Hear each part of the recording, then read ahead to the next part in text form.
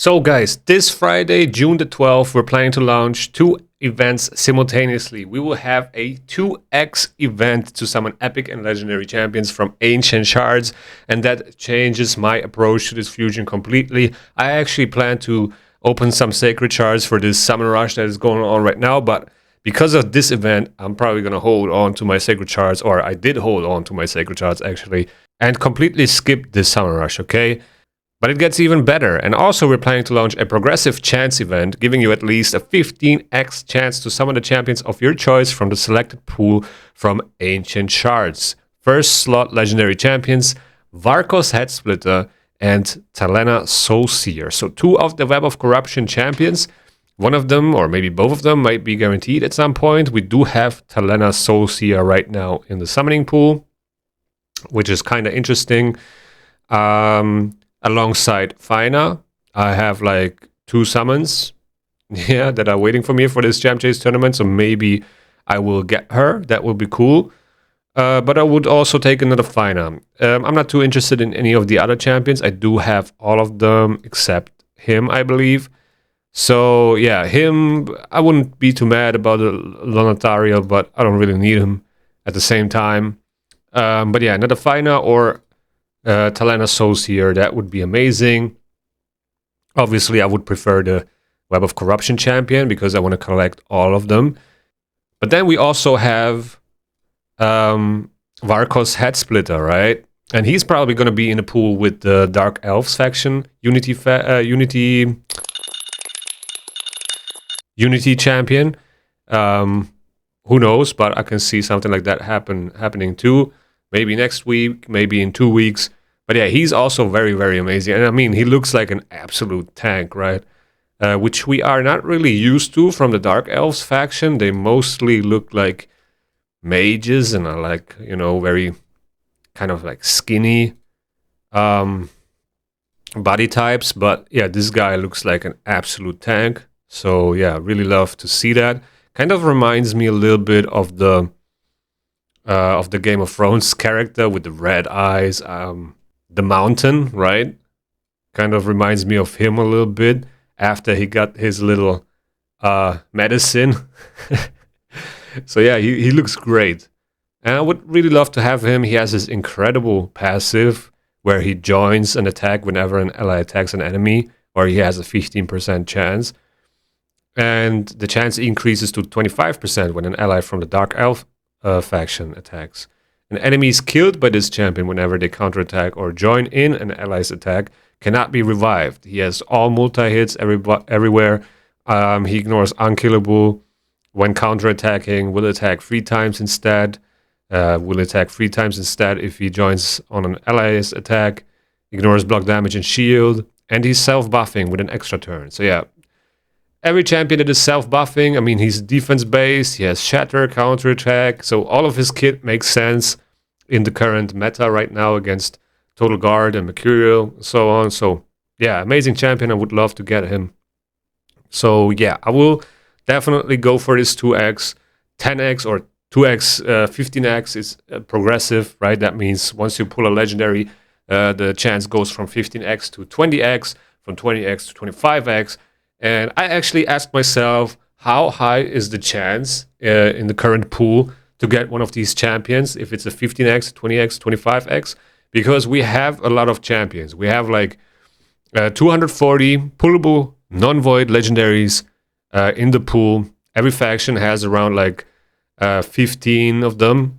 Some have like 19, some have 13. I think Lizardman has the lowest amount because we have like a couple that are not available anymore here, right? Like, I mean, Basata is a Doom Tower champion, I think, which you cannot pull. Donnie is time limited. Predator is time limited. Teox is a Unity. Is it Xiloko? I think it's this guy from the what's it called? The Talarian Homecoming thing. This guy right here. Yeah, that's him. So yeah, Lizardman doesn't really have that many, but every other has like 15 plus.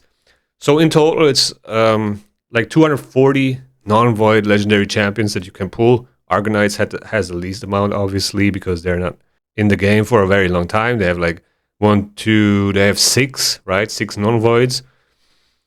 And it is actually a little bit better than what I thought it would be. So this is what ChatGPT gave me.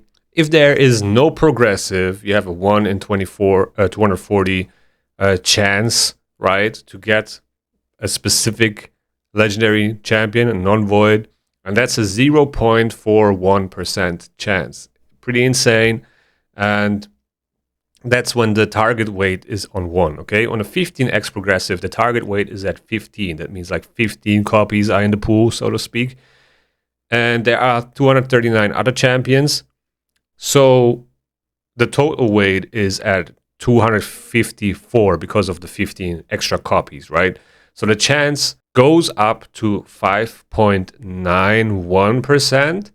I thought it was a little bit lower, but it's actually above 5%. I thought it would be below 5%, but it's almost at 6. And then on a 20x, that's what you get when you hit the first legendary champion. The chance goes up to a 7.72% chance to get that specific legendary champion. And then on a 25x progressive, the chance goes up to almost 10%. So still the chances are relatively low. Here are the odds, right? So 1 in 240. On a 15x, it's 1 in 16.9, 1 in 17.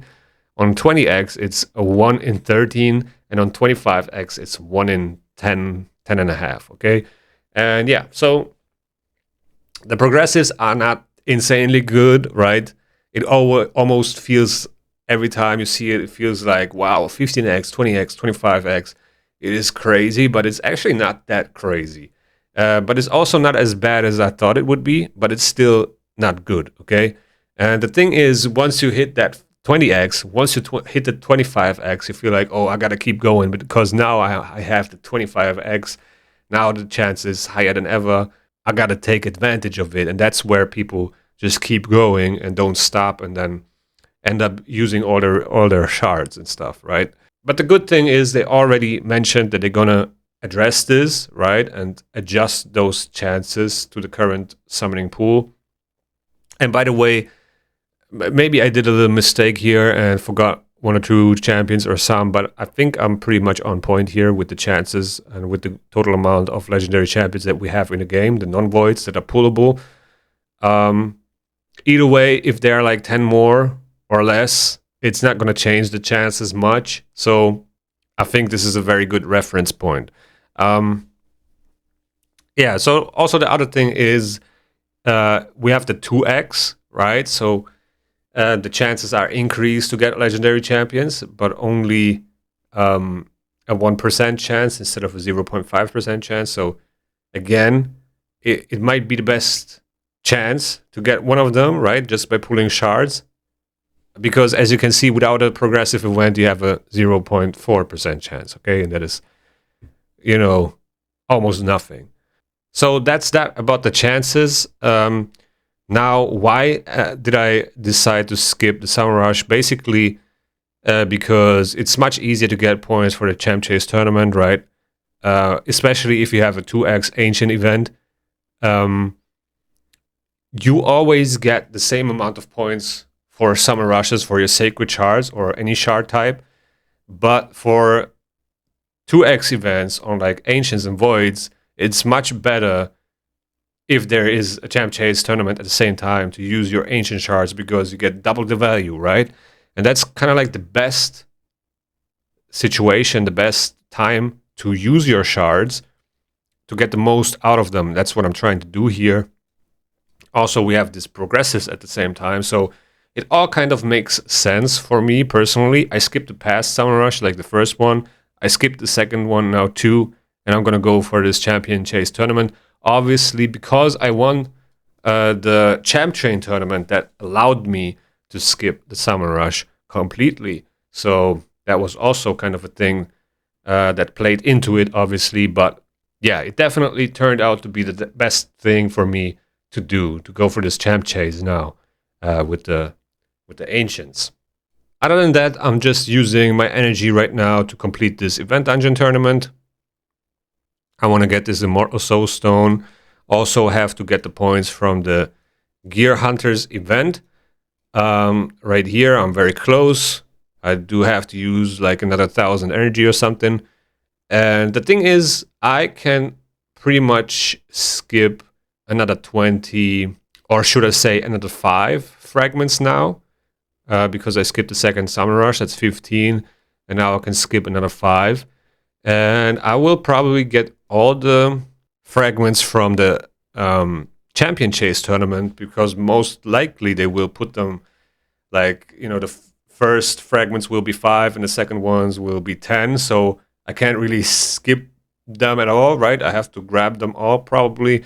And then that allows me to most likely skip the third Gear Hunters event, okay?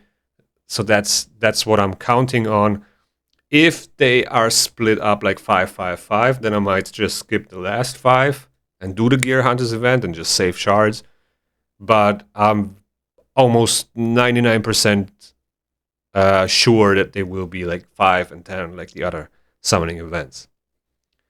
But yeah, guys, that's about it for this video. Just wanted to give you a quick update. Also, I thought it was kind of interesting to see what the chances actually are when you go into those progressives, because it most of the times feels like more than what it actually is. And yeah, let me know in the comments below what you think about it. And with that being said, thank you guys for watching. I hope you enjoyed. If you enjoyed, please hit that like button. Also subscribe to the channel if you haven't already. If you like this video, YouTube's gonna think that you like this one as well. Take care and see you in the next one.